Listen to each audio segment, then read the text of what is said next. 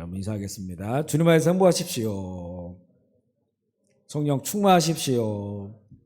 기쁨 충만하십시오. 아멘. 우리가 이 수요 저녁 집회 이제 몇 주 전부터 현장에서도 드리고 또 실시간 온라인으로도 함께 하고 있는데요. 저희 교회가 이제 교우들이 사는 곳이 거의 이제 교인의 90% 이상, 95% 가까이가 이제 교회에서 멀리 떨어진 곳에 살고 계셔요. 그래서 특별히 저녁 시간에 러시아워 때 오고 가고 하기 참 불편하고 시간도 많이 걸리는 이런 상황 속에서 또 이렇게 이제 이번 코로나 이런 시대를 말미암아서 우리가 비대면 이런 예배를 드리다 보니까 또 온라인으로도 이렇게 수요 예배를 드리게 됐는데 아마 각자의 처소에서 함께 또 예배 드리시는 분들에게는 참 좋은 이런 기회가 될 것이고 우리가 이제 이렇게 해보고 참 인터넷이나 모든 것이 별로 문제가 없다 그러면 또 내년에도 계속해서 온라인으로 수요 저녁 집회를 이렇게 이어서 나가고자 합니다. 그래서 많은 분들이 참여하시면 되겠고요. 그래도 우리 현장에는 많이 오시질 못하시죠. 많이 안 계신데 혹시나 수요일이 공휴일이 겹치거나 이러시면 또 일찍 저녁 드시고 교회 오셔서 또 함께 또 현장에서 예배를 드리시면 또 다른 또 은혜가 있을 줄 압니다. 그래서 실시간 온라인으로 가정에서 드리시더라도 한 번씩은 또 교회에 나가서 예배 드리겠다라고 하는 이런 마음을 갖길 바라고요. 이렇게 또 이제 온라인으로 예배 드리다 보니까 우리 인테리 목사님 일이 되게 많아졌어요. 이것도 프로듀서도 해야 되고 편집도 해야 되고 찬양도 하고 기타도 치고 뭐 이런 일들이 많아지고 또 이렇게 여러분 찬양하시다가 자막 이렇게 넘기는 게 좀 서툴고 많이 틀리죠. 너무 뭐라고 하지 마시기 바랍니다. 제가 하는데 많이 서툽니다. 오늘 우리가 요즘 읽고 있는 골로새서 말씀해 보니까 불만이 있거든 서로 용납하라 이렇게 돼 있거든요. 그래서 혹시 부족하더라도 불만이 있더라도 서로 용납해 주는 그럼 좋겠고요. 오늘이 이제 우리에게 2021년 마지막 수요일이에요. 요엘서를 사실은 다음 주에 한 주 더 할까 이렇게 하다가 오늘로써 좀 마무리를 하는 게 낫겠다 싶어서 오늘 요엘서 세 번째 시간으로 남은 그 내용을 하기로 하고 우리 내년부터는 이제 수요일 저녁에는 요한계시록을 다시 이렇게 좀 더 좀 깊이 있게 나눴으면 좋겠는데 요한계시록을 수요일 날 여러 차례 했어요. 몇 년에 한 번씩은 하는데 제가 이번에도 이제 한국에 가서 요한계시록에 대한 책을 몇 권 사서 읽으면서 또 너무 또 이제 뭐 잘못됐다기보다는 이런 방향도 있었구나 이렇게 볼 수도 있겠구나 라고 하는 것들도 또 새로운 부분들이 있었고요. 또 그동안도 또 이 말씀을 읽어가면서 또 자료를 또 보면서 또 새로운 것들이 또 있기 때문에 이번 내년에 수요일 요한계시록 언제까지 할지 모르겠지만 이렇게 또 나눌 수 있도록 할 테니까요. 수요 저녁 집회 여러분 기억하셔서 현장에도 좀 오시고 또 각자 처소에서 또 온라인으로도 접촉하셔서 함께 하시면 좋겠습니다. 오늘은 이제 요엘서 2장 19절부터 3장 21절까지 마지막 내용까지 나눠보도록 할게요. 우리가 지난주에는 2장 18절까지 했어요. 하나님의 쏟아지는 진노가 선포되는데 이 18절부터 2장 18절부터 회복의 메시지가 들려오는데요. 우리 2장 18절로 20절 말씀을 읽어보겠습니다. 요엘서 2장 18절로 20절 말씀. 요엘서 한번 다 펴보세요. 자막으로 안 나오니까 우리 각자 성경을 펴서서 요엘 2장 18절로 20절 1271면쯤에 있습니다. 시작. 그때에 여호와께서 자기의 땅을 극진히 사랑하시어 그의 백성을 불쌍히 여기실 것이라. 여호와께서 그들에게 응답하여 이르시기를 내가 너희에게 곡식과 새 포도주와 기름을 주리니 너희가 이로 말미암아 흡족하리라. 내가 다시는 너희가 나라들 가운데서 욕을 당하지 않게 할 것이며 내가 북쪽 군대를 너희에게 멀리 떠나게 하여 메마르고 적막한 땅으로 쫓아내리니 그 앞에 부대는 동해로 그 뒤에 부대는 서해로 들어갈 것이라. 상한 냄새가 일어나고 악취가 오르리니 이는 큰 일을 향하였음이니라 하시니라. 여호와의 응답이죠. 그때에 회복할 때입니다. 회복할 때. 이거는 역사에 여러 지점들이 있어요. 하나님께서 하나님 백성들을 회복하시는 그런 지점들이죠. 바벨론 포로에서 돌아왔을 때도 마찬가지고, 또 이제 이 이스라엘이 지금 새로 건국에서 나라를 이어가고 있는 이런 모든 회복, 또 마지막 때에 이 회복도 예언적으로 기록하고 있고요. 그때에 여호와께서 자기의 땅을 극진히 사랑하셔서 그의 백성들을 불쌍히 여기실 것이다. 1차적으로는 이스라엘이죠. 우리 유대인들을 말하는 겁니다.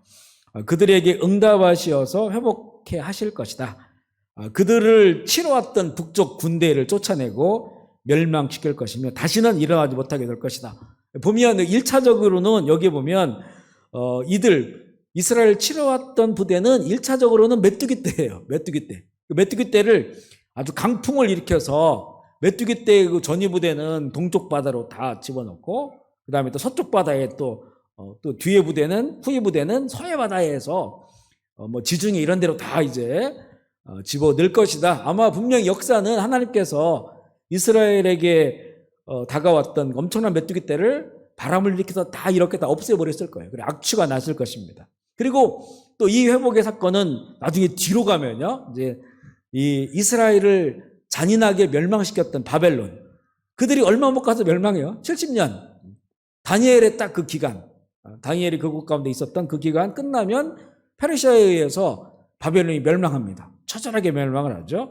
바로 그런 또 멸망을 보여주고 있습니다. 그렇기 때문에 이렇게 하나님의 진노와 회복, 이거는 말씀으로 선포되었고, 이제는 한 상황으로 나타날 수도 있고, 아니면 그 다음 세대들, 또 더 다음 세대들이 이 상황을 맞이하게 될 것이지만, 중요한 건 뭐냐면 하나님께서는 그 땅을 사랑하신다, 잊지 않으신다, 그래서 회복시키실 것이다 라고 하는 거예요. 그렇기 때문에 그의 백성들은, 우리 21절 읽어보겠습니다.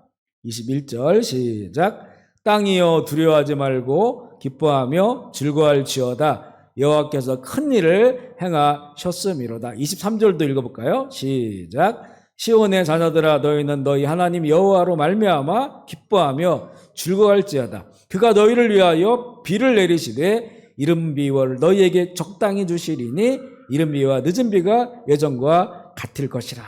참 이 예언이라고, 선지자의 그 예언이라고 하는 건 참 기가 막힌 것이 뭐냐면, 이게 다 이미 한 일로 선포를 하는 거예요. 앞으로 그렇게 될 것이다 이게 아니고 이미 그렇게 되었다라고 선포하시는 거예요. 그러니까 이게 예언이 열리면 이 시간 구분이 안 돼요. 왜냐하면 하나님의 시간, 카이로스의 시간 가운데들이 우리가 살아가는 크로노스 시간, 과거, 현재, 미래가 아니고 카이로스의 시간대로 들어가면 이게 지금인지 천년 후인지 주님 오시는 그때인지 이게 알 수가 없어요. 완전히 하나로 연결돼 버린 그 시간 속에 풍덩 들어가는 거거든요. 우리는 상상할 수 없죠. 그런데 우리도 한 번씩 이렇게 꿈을 꾸면 옛날에 있었던 일 같기도 하고, 또 어떤 때 갑자기 그런 일이 꿈속에 했던 일이 일어난 것 같기도 하고 그렇단 말이에요. 그 꿈속에서 이거 시제를 알 수가 없어요.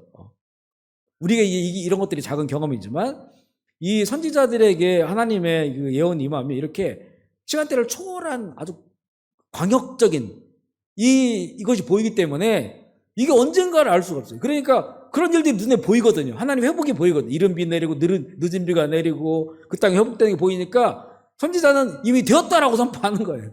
비가 내렸다. 늦은 비가 내렸다. 그러니까. 바로 그렇게, 그래서 선지서가 보면 우리가 지금 해석하기가 어려운 게 뭐냐면 바로 이렇게 시제 자체가 우리가 이해할 수 있는 시제가 아니거든요. 수백 년 후에 일어날 일들을 이미 됐다라고 얘기해요. 그러니까 선지자는 얼마나 큰 믿음을 갖겠습니까? 수백 년 후에 일어날, 수천 년 후에 일어날 것도 다 일어났다고 믿는 거예요, 그게. 이런 믿음을 너희들이 갖고 기뻐해라. 지금 비록 이제 메뚜기 떼가 다 뜯어먹을 것이지만, 내지는 이들의 또 후손들은 바벨론에 멸망당할 것이지만, 그러나 땅이여 기뻐하거라. 백성들아 기뻐하거라. 하나님께서 그걸 그대로 놔두시지 않는다는 거죠. 반드시 회복시킬 것이다 라고 하는 이런 그 말씀을 주시는 거예요. 그리고 또 이 회복 가운데 항상 갚아준다는 말이에요. 갚아준다. 우리 25절 말씀 읽어볼게요. 25절 시작.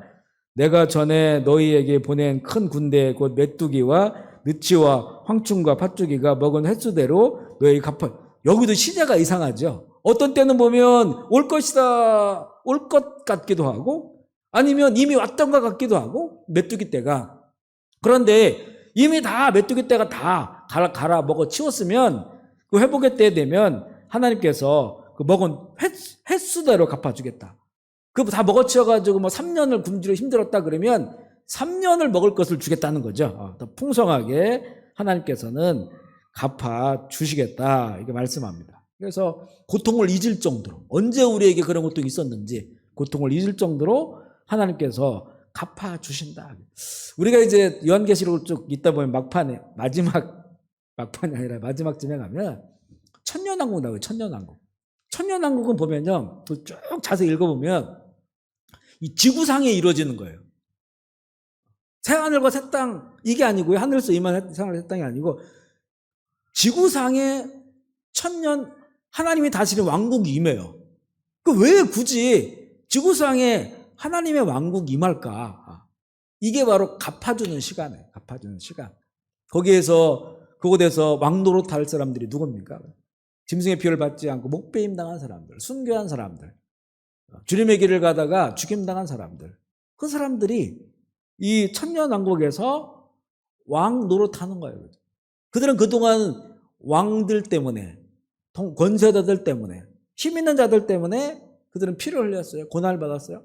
그러면 이제 새하늘과 새 땅으로 가면 영원한 천국인데, 그런데 하나님께서는 갚아주신다는 거예요. 천년왕국을 저도 계속 보면 이해가 안 되는 거예요. 이게 천년왕국에 대한 설도 굉장히 다양하고, 이게 왜 천년왕국이 이렇게 지구상에 임할까? 근데 성경의 패턴을 쭉 보니까 하나님의 회복에는 반드시 갚아주는 게 있어요. 갚아주는 게. 영원한 천국 가면 이제는 눈물도 없고 상함도 없고 다 그래요. 그런데 그 전에 갚아주신다. 갚아주신다. 핏값 치른 거에 대해서 갚아주신다.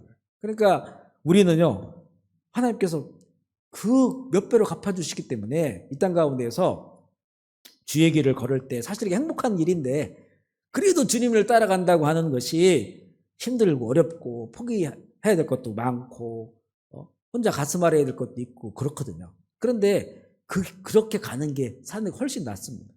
왜냐하면 그거는 갚아주셔야 돼요. 그런데 그냥 세상 사람처럼 해버리면 뭐 갚을 게 없어요. 갚아주실 게. 혼날 것밖에 없어요. 그죠? 그러니까 우리가 이것을 오늘 이 앞서 나눈 것처럼 이 골로새 말씀처럼 용납하고 용서하고 이렇게 살 수 있는 그게 뭐냐, 그게. 갚아주시는 게 사실은 안 갚아주셔도 괜찮아. 진짜 그리스도의 제자가 된 사람들은 그거 갚아주시나 안 갚아주나 상관이 없어요. 근데 하나님 갚아주신다는 거거든요. 어떤 때는 그것이 우리에게 더 힘을 줄 수 있어요. 용기를 줘요. 하나님께서 다 아시고 갚아주신다.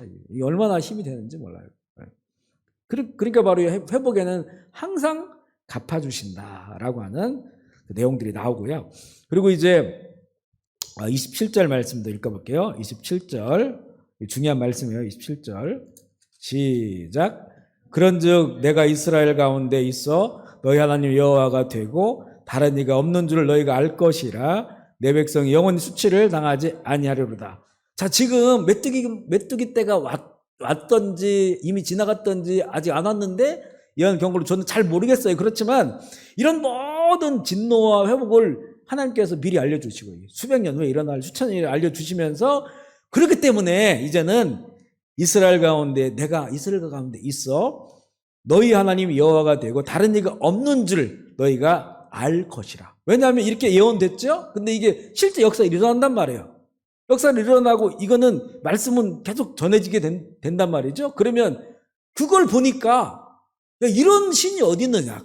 이사야에서도 나오잖아요. 어떤 신이 이런 신이 있느냐. 무슨 일이 일어날 것이라고 한다면 반드시 그 일이 일어나게 하는 그런 신 세상에 어디 있느냐 이거죠. 너희들이 만든 신이 그렇게 할 수 있느냐. 그러니까 바로 이렇게 하나님께 선지자를 통해서 예언하고 이들이 비록 돌이키지 않더라도, 그래서 이들이 멸망한다 할지라도 이 말씀은 남아있잖아요. 그리고 그 말씀을 또 따라서 믿고 바라보고 이게 역사 가운데 다 일어나요. 일어나니까 결국에는 이런 것들을 통해서 너희 하나님이 여호와가 되고 다른 이가 없는 줄 너희가 알 거야. 다른 신은 헛된 신이 없다는 거죠. 오직 여호와 하나님만이 참된 신이라고 하는 것은 너희가 알 것이다. 그 증거로 만약 너희가 영원히 수치를 당하지 않을 것이다. 그들이 수치를 당해요, 역사 가운데. 하지만 이게 영원한 수치가 아니라는 거예요. 영원히 멸망할 수가 없다는 거예요. 그러니까 이스라엘이 기적같이 2500년을 떠돌아다녔다가 다시 나라를 되찾잖아요. 그 얘기도 이제 뒤에 쫙 나옵니다. 회복에 대해서. 이런 것들을 볼 때, 와, 이런 신이 어디 있느냐. 여호와 하나님밖에 없구나. 이렇게 하나님을 알게 된다는 거죠. 알게 된다. 그래서 우리가 이 선지서, 이 예언서 이런 거 참 중요해요. 이걸 통해서 우리가 역사를 그 흐름을 보면 정말 그대로 이루어지거든요. 바벨론 멸망하죠. 페르시아 다 멸망하죠. 로마도 멸망하죠. 다니엘이 봤잖아요. 로마의 멸망한 사건을. 다 멸망해요. 하나님의 뜻대로. 그래서 다른 이가 없는 줄을 너희가 알 것이다. 이렇게 이제 메뚜기 재앙과 바벨론 군대에 대한 이 예언의 말씀으로 해서 여호와의 날에 대한 그런 진노와 회복의 말씀을 주신 후에 이제 28절부터 내용인데 우리가 이거는 주일날 나눴기 때문에 다시 나누지 않겠고요. 읽어만 볼게요. 28절 시작. 그 후에 내가 내 영을 만민에게 부어주리니 너희 자녀들이 장래일을 말할 것이며 너희 늙은이는 꿈을 꾸며 너희 젊은이는 이상을 볼 것이며 그 후에 성령을 부어줄 그 후에가 베드로의 이 설교를 통해서 예수 그리스도가 이 땅 가운데 오셔서 십자가에 죽으시고 부활하신 그 후에라고 하는 것을 우리가 이게 명확하다라고 하는 것을 주일날 나눴죠. 그리고 이사야서 32장 15절에도 이사야서도 뭐 여러 가지 이 내용이 나오지만 마침내 위에서부터 영을 우리에게 부어 주시리니 광야가 아름다운 밭이 되며 아름다운 밭을 숲으로 여기게 되리니 이 말씀은요 메시아 오실 것에 대한 그런 예언의 말씀이에요. 거기에 보면 마침내 위에서부터 영을 우리에게 부어 주시리니 바로 그 후에 나의 영을 모든 육체에 부어 주리니 똑같은 그런 말씀이죠. 이런 예언들이 바로 메시아 예수 그리스도가 오시는 그 사건임을 우리가 알게 됩니다. 그리고요 30절 31절 말씀 읽어볼게요. 30절 31절 시작. 내가 이적을 하늘과 땅에 베풀리니 그 피와 불과 연기 기둥이라 여호와의 크고 두려운 날이 이르기 전에 해가 어두워지고 달이 핏빛까지 변하려니와 여호와의 날에 대한 전조가 있다겠죠. 해와 달과 그 우주적인 그런 그 변화가 있을 것이다. 아마 지금 이제 성경적으로 보면요 해가 뜨거워질 때까지 뜨거워졌다가 빛을 잃어요. 요한계시록 쭉 이게 재앙을 보면 나중에는 해가 너무 뜨거워져가지고 다 타버려요. 다 녹아버립니다. 지구가 다 타버려요. 베드로후서 3장과 일치하는 그런 내용이거든요. 그러니까 뜨거워질 때까지로 뜨거워졌다가 지금 사실 지구가 다 뜨거워지고 또 이렇게 이제 막 엄청난 알래스카 같은 데 뜨거워지고 더워지고 또 뜨거워지니까 반대로 다른 쪽에는 또 엄청 추워지고 이런 것들이 이제 반복되고 점점점 더 뜨거워지잖아요. 뭐 온난화 이런 그 얘기들을 하는데 사실 이 태양이 더 뜨거워지고 태양이 막 부글부글 끓고 있는데 이게 폭발하고 이 활동이 더 심해지면서 지구가 더 뜨거워지는 거죠. 지구. 앞으로 이게 태양 활동이 더 뜨거워지면 더 뜨거워지죠. 그러면 이제 오존층 파괴 이런 것들이 사람들에게 다 영향을 미쳐가지고 산불도 많이 날 것이고 뭐 이런 일들이 일어나요. 나중에는 정말 이 대기가 사라져버려요. 종이장 말리듯이 대기권이. 그러면 그 뜨거움이 한순간에 다 와버리니까 모든 게 다 불에서 녹아진다고 말씀하잖아요. 그러니까 세상의 물질을 바라보지 말고 살아라고 그렇게 베드로후서에 3장 말하잖아요. 새하늘과 새 땅을 바라보며 살아라고. 다 없어질 그거에 왜 생명 걸고 왜 목숨을 거냐. 이거죠. 그러니까 최대한으로 뜨거워졌다가 불이 확 꺼져버리는 거예요. 그냥 이제 돌덩어리가 돼버리는 거죠. 여기 쭉 성경을 보다 보면 그렇게 되는구나. 해가 빛을 잃게 되는구나. 이렇게 우리가 이제 알게 됩니다. 이런 그 상황을 말씀하시고요. 그렇기 때문에 이제는 이 32절이죠. 32절 같이 읽어보겠습니다. 시작. 누구든지 여호와의 이름을 부르는 자는 구원을 얻으리니 이는 여호와의 말대로 시온산과 예루살렘에서 피할 자가 있을 것이며 남은 자 중에서 나 여호와의 부름을 받을 자가 있을 것임이니라. 주의 이름을 부르는 자. 베드로는 주의 이름이라고 했죠. 그 주가 누구냐? 너희들이 십자가에 못 박아 죽인 바로 예수님을 하나님께서 그리스도와 주가 되게 하셨다. 주의 이름을 부르는 자. 근데 이 부르는 게요, 예수님께서는 그냥 주여 주 하는 자마다 다 천국에 들어갈 것이 아니라겠죠. 그러니까 그냥 부른다고 되는 게 아니라 그냥 입술로만 부르고 형식적으로 부르고 이게 아니라는 게 전인적으로, 나의 영과 혼과 나의 몸으로 전인적으로 그렇게 주의 이름을 부르고, 주의 이름을 부르는 자들이, 참된 주의 이름을 부르는 자들은 아버지의 뜻대로 살아가는 자들이다. 그들이 하나님 나라에 들어갈 수 있다. 이렇게 말씀하시기 때문에 우리 주의 이름을 부르는 것이 전인적인 그런 우리의 부름이 되어야 되고요. 또 여기 보면 남은 자 중에서 나 여호와의 부름을 받을 자가 있을 것이다. 보통 우리가 랩처라고, 영어 랩처, 휴거하는 거. 우리 시대에도 분명히 성경의 그 약속이 한순간 일어나는 거지만, 그래도 이 전 세대에 사도 바울도 그날을 기다렸고 베드로도 그날을 기다렸고, 그러니까 분명히 이 마지막 시대, 전 시대에 우리 시대에 그런 일이 일어날 수 있어라고 기대함을 가질 필요가 있어요. 우리 시대에 안 일어나더라도 남은 자는 부름을 받을 자가 있을 것이다. 부름을 받는 거. 이 얘기를 예수님도 해주셨고, 또 신약 성경 구약도 이렇게 찾아보면 많이 나옵니다. 이 얘기도.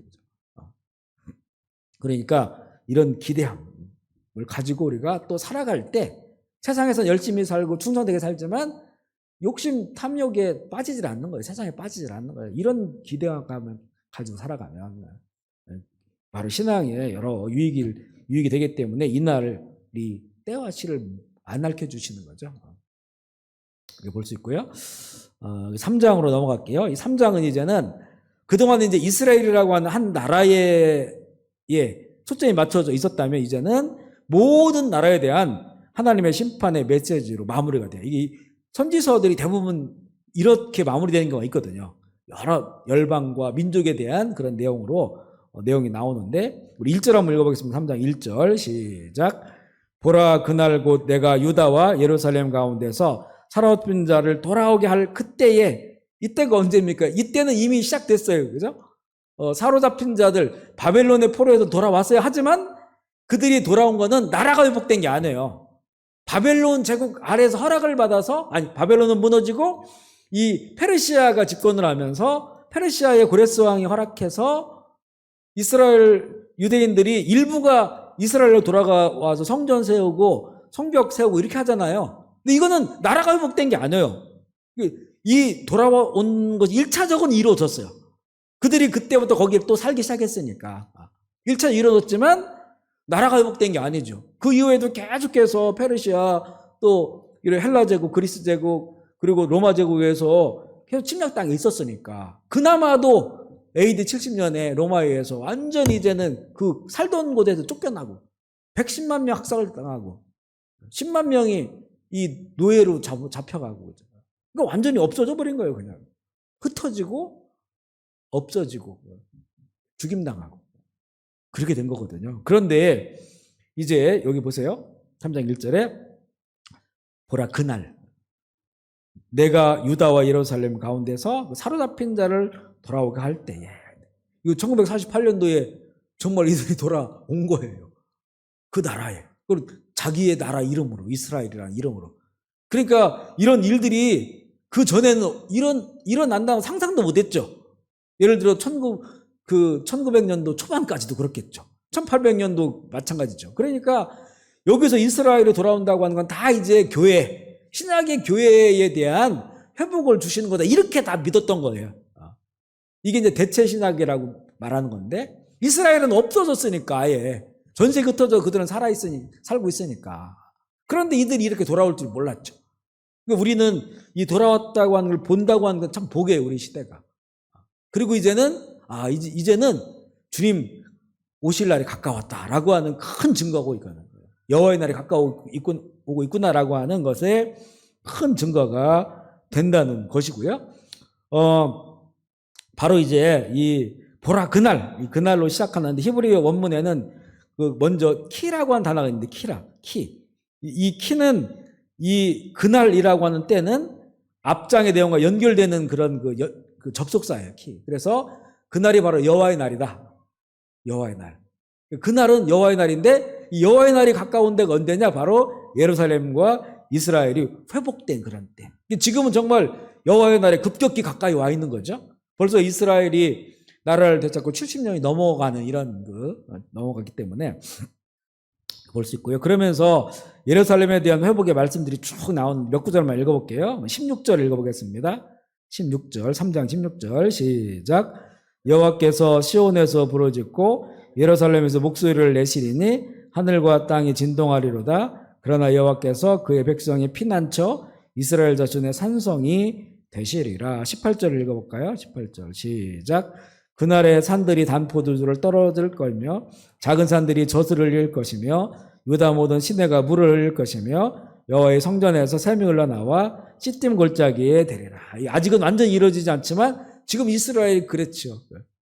이 물이 없는 곳에 이제 막 물을 끌어들여 가지고 거기에 이제 시내가 흐르고 많은 초목들이 이렇게 살고 정말로 양들이 젖을 많이 내고 하는 이런 그때가 된 거고. 20절도 읽어볼게요. 20절 시작.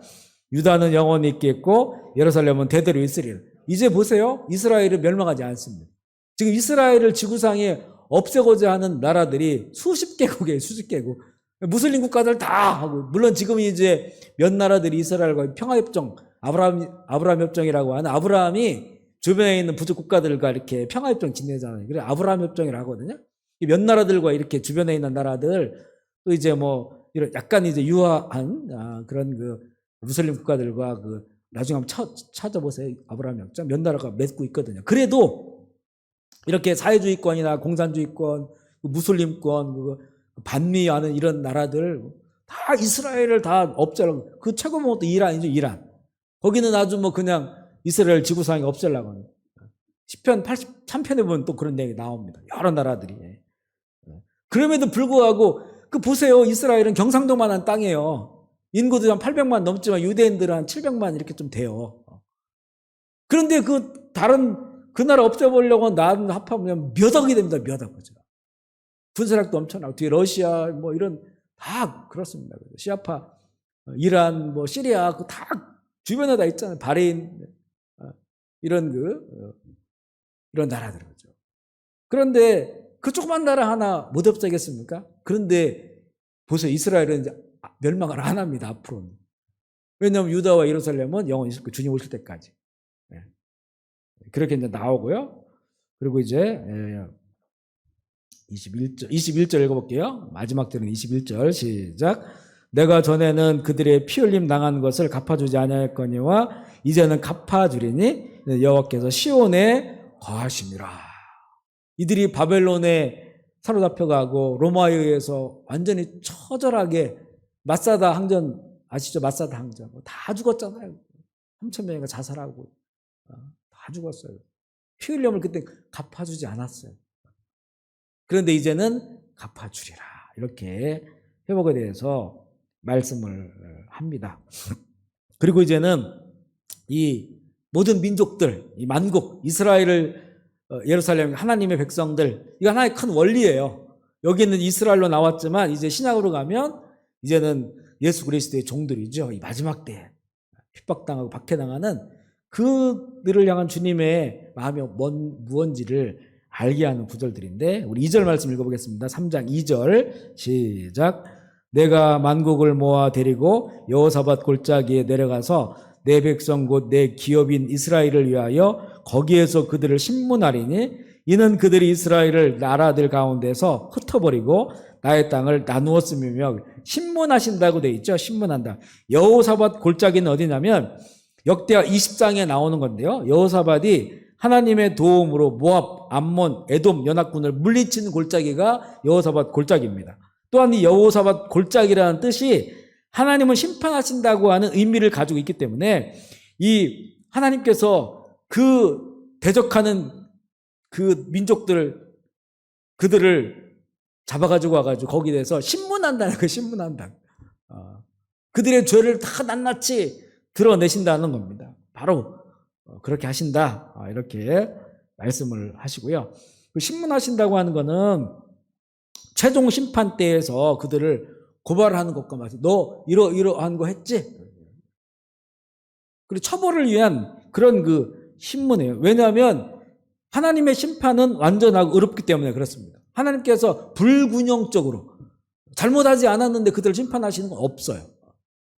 그들의 죄악에 대해서 그들이 하나도 변명하지 못하도록 그렇게 신문하시고 그들의 죄악을 다 드러내셔서 그것을 철저히 갚아주십니다. 그러니까 결국에는 우리 이 땅 가운데 살 때는 아직도 하나님께 의문도 많고 또 여러 가지 것들이 있겠지만 하나님 옆에 서면 발가벗은 것처럼 그 영혼이 다 드러나거든요. 혼이 드러나거든요. 그러면 감출 수가 없어요. 그러면 하나님 앞에 여기서는 하나님께 손가락질하고 뭐 저항하고 또 막 심지어는 비판하고 비방하고 하지만 그런데 하나님 앞에 딱 서면 심판 때에 아무도 말할 수가 없어요. 모든 게 다 드러나기 때문에. 그러니까 이거는 공의로운 심판이에요. 공의로운 심판. 그렇게 하나님께서 신문하신다. 그들의 제목을 다 드러내셔서 심판하신다. 그렇게 열국을 하나님께서 심판하시는데 이 심판의 이유들이 나와요. 먼저는 심판에 대한 내용 좀 읽어볼게요. 14절, 3장 14절 시작. 사람이 많음이요 심판의 골짜기에 사람이 많음이요 심판의 골짜기에 여호와의 날이 가까우며. 이걸 또 보았어요. 요엘은 심판의 날을 보았어요. 그때 사람들이 너무 많습니다. 사람들이 너무 많아요. 시간이 많이 갔지만 우리 지금 한국에 계시는 우리 권사님, 박매신 권사님, 그분이 이렇게 환상을 많이 보시고 그랬어요. 하루 종일 기도하시고. 그러니까 한 번은 뭐 그런 내용 잘 말씀하지 않았는데 목사님 이거는 꼭 얘기해 주십시오. 교인들한테. 이게 뭐냐면 환상을 보는데 그러니까 큰 광장에 어마어마한 사람들이 있는 거예요. 어마어마한 사람들. 그러니까 잘 보니까 어마어마한 사람들이 그냥 모여 있는 게 아니고 걷고 있어요. 잘 보니까 저기도 그 어마어마한 광장 같은 게 잘 보니까 길입니다. 길. 저 언덕으로 해가지고 그 길이 광장같이 큰 길이라는 거죠. 거기에 사람들이 꽉 찼는데 그들이 서 있는 게 아니고 어딘가를 향해 걸어가는데 지옥을 향해 가고 있더라. 그러면서 그 얘기를 해주시는 거예요. 너무나 많은 사람들이 지옥으로 가고 있다. 목사님이 이거 꼭 설교할 때 교인들한테 해주시라고. 그렇게 부탁을 하셔요. 오늘 갑자기 원고에 없는 생각나가지고. 너무나 많은 사람들이. 처음에는 큰 광장인 줄 알았대요. 근데 그게 길입니다. 지옥 가는 길. 그렇게 크고 작은 사람들이, 그 많은 사람들이 다 한 방향을 내 가고 있다는 거예요. 근데 그게 저 끝까지 막 이어져 있더라는 거죠. 천국 가는 사람보다 지옥 가는 사람들이 훨씬 더 많다는 거죠. 여기 보세요. 여기 그죠? 이거를 아마 박매신 권사님이 본 환상을 그런 모습을 요엘이 봤겠죠. 그 심판의 그 골짜기에 사람이 많아요. 너무 많아요. 너무 많아요. 여호와의 날이 가까웠더라. 이렇게 말을 하고 있습니다. 우리 15절 볼까요? 15절 시작. 해와 달이 캄캄하며 별들이 그 빛을 거두도다. 16절 읽어볼까요? 시작. 여호와께서 시온에서 부르짖고 예루살렘에서 목소리를 내시리니 하늘과 땅이 진동하리로다. 그러나 여호와께서 그의 백성의 피난처 이스라엘의 자손의 산성이 피난처 나오죠. 너무나 명확한 갈라지는 두 길. 우리가 이 세상 가운데 살아갈 때는 참 많은 길이 있어요. 많은 길. 착하다, 뭐 좀 착하다, 좀 덜 착하다, 예쁘다, 괜찮다. 이 정도면 법 없이 산다. 수많은 인생의 길이 있는데 심판에서는 두 길밖에 없어요. 그죠? 저쪽으로 가느냐, 저쪽으로 가느냐. 심판의 골짜기로 가느냐, 아니면 피난처로 가느냐, 영원한 천국으로 가느냐. 두 길밖에 없다는 게. 그 가운데 길이 없어요. 빠져나갈 길도 없고. 그것을 참 우리가 알아야 되는데, 그러면 이 민족들이 심판받는 또 이유들이 나와요. 우리 3절, 6절 말씀 읽어보겠습니다. 3절, 6절 시작. 또 제비 뽑아 내 백성을 끌어가서 소년을 기생과 바꾸며 소녀를 술과 바꾸어 마셨음이라.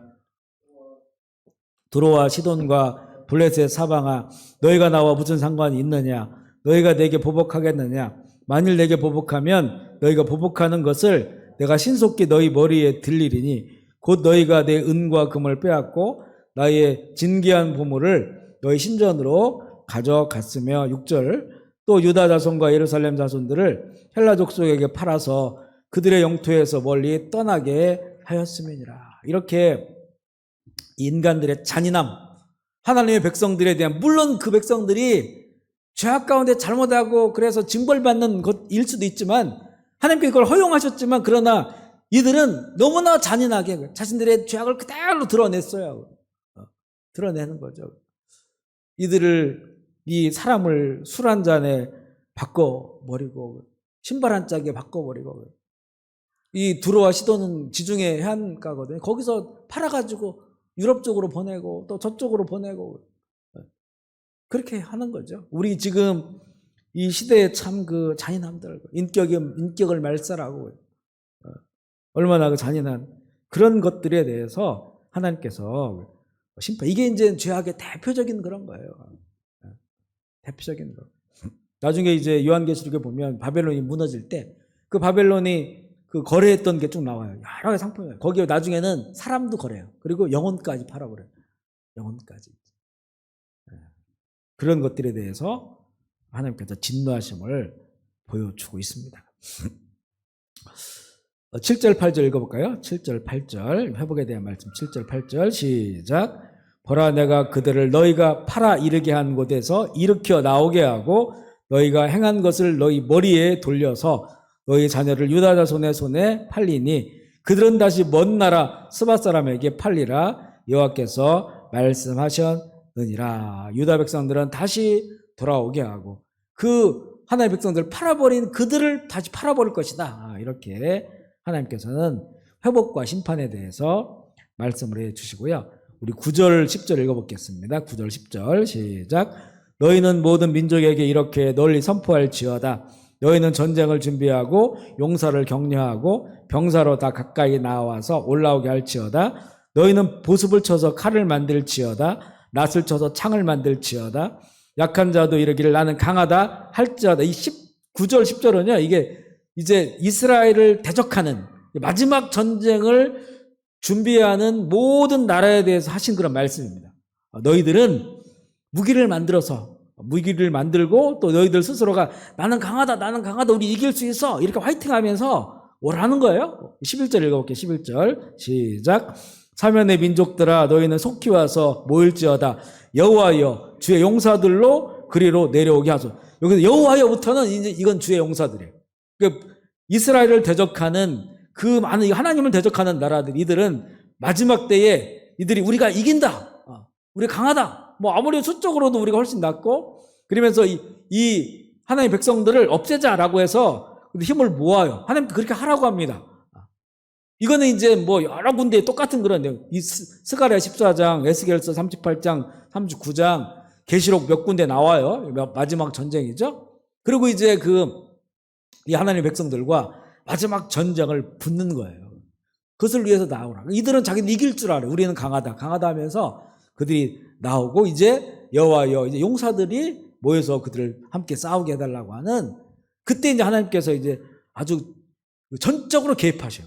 여호수아 시대에 그 전쟁에 하나님께서 전적으로 개입하죠. 여리고성이 무너지죠. 또 이 기브온 전투 가운데 위에서 막 우박을 던지셔가지고 그렇게 하시죠. 애굽의 군대가 이 홍해 바다에서 수장됐죠. 뭐 이렇게 아주 전적으로 개입하는 이런 사건이 일어나요. 지진도 일어나고 이런 사건들이 뭐 일어납니다. 그리고 핵무기 이런 것들이 막 사용돼요. 그 스가랴서나 에스겔 38장, 39장 보면 거기 뭐 눈이 썩고 오염되고 뭐 이런 게 나옵니다. 그러니까 이 현대적 무기도 다 동원되고 하지만 하나님께서 그곳에 막 비를 내리시고 또 지진 일으키시고 이렇게 해서 가지고 그 모든 대적들을 다 물리쳐요. 바로 그 전쟁을 위해서 나와라, 준비가 나와라 이렇게 부르시는 거예요. 바로 이때가 스갈에서는 이스라엘이 나라를 회복하고 평온할 때라고 나옵니다. 지금 이스라엘 나라를 회복하고 수십 년이 지났으니까 이제 점점 이 힘도 세지고 이 어떤 평온한 그런 때로 가고 있는 거죠. 물론 뭐 지금도 세상에서 가장 큰 분쟁이 그곳에서 일어나고 있지만 점점 시간이 지나면 이제 그렇게 될 때 바로 이런 일들이 일어날 것이다 말씀하죠. 그런데 이제 이 전쟁은 마지막 전쟁이지만 우리에게는 영적 전쟁이 지금 치러지고 있어요. 영적 전쟁이. 그래서 이 마지막 때 사단도 요한계시록 12장이죠. 자기의 때가 얼마 남지 않은 줄 알고 파상 공격을 합니다. 교회와 성도를 택한 자들도 미혹하고 안 믿는 자들에게는 말할 것도 없고 그렇기 때문에 우리도 이렇게 이 영적 전쟁을 잘해야 돼요. 그러니까 하나님의 거룩한 용사가 될 수 있도록 우리가 이렇게 연단되어야 되고요. 그리고 날마다 시대때로 자꾸 전쟁을 치러야 됩니다. 지금 우리의 대적들은 살아있어요. 그리고 우리 환경과 우리 내면과 외면에서 아주 그 맘대로 이렇게 미혹하고 이러고 있어요. 그죠? 그렇기 때문에 우리가 지금도 거룩한 용사가 되어서 그리스도의 군사가 되어서 계속 영적 전쟁을 치러야 됩니다. 에베소서 6장에 우리에게 주신 그 전쟁의 무기들이 있잖아요. 성령과 또 말씀, 그리고 믿음, 또 복음, 모든 것들이 다 이제 무기. 그걸 가지고 이제 요한계시록에 보면 어린 양의 말씀과 피로 이겼다라고 말씀하시죠. 그리스도의 말씀과 그리스도의 십자가, 피. 이게 영적 전쟁이 우리 아주 최고의 그런 그 무기입니다. 무기도 종류가 많잖아요. 그런 무기를 줬기 때문에 우리가 지금도 영적 전쟁을 치러야 되고 결국 이제 이 모든 전쟁에서 하나님이 친히 개입하심으로 하나님의 백성들이 승리하게 되는, 그리고 이제는 이제 천년왕국이 임하게 되는 이런 상황들을 계시록을 통해서 보여주고 있습니다. 그래서 이런 모든 것들이 하나님께서 이루실 일들, 또 이미 이루어지고 있는 것들을 보여주고 있어요. 우리 마지막 절 다시 한번 읽어볼까요? 21절입니다. 시작. 내가 전에는 그들의 피 흘림 당한 것을 갚아주지 아니하였거니와 이제는 갚아주리니 이는 여호와께서 시온에 거하심이라. 모든 것을 갚아주시는 날. 불의한 자에게는 진노와 심판으로 갚아주시고 믿음 안에 의로운 자들은 그들이 흘린 피값과 눈물과 모든 헌신을 갚아주시는 거예요.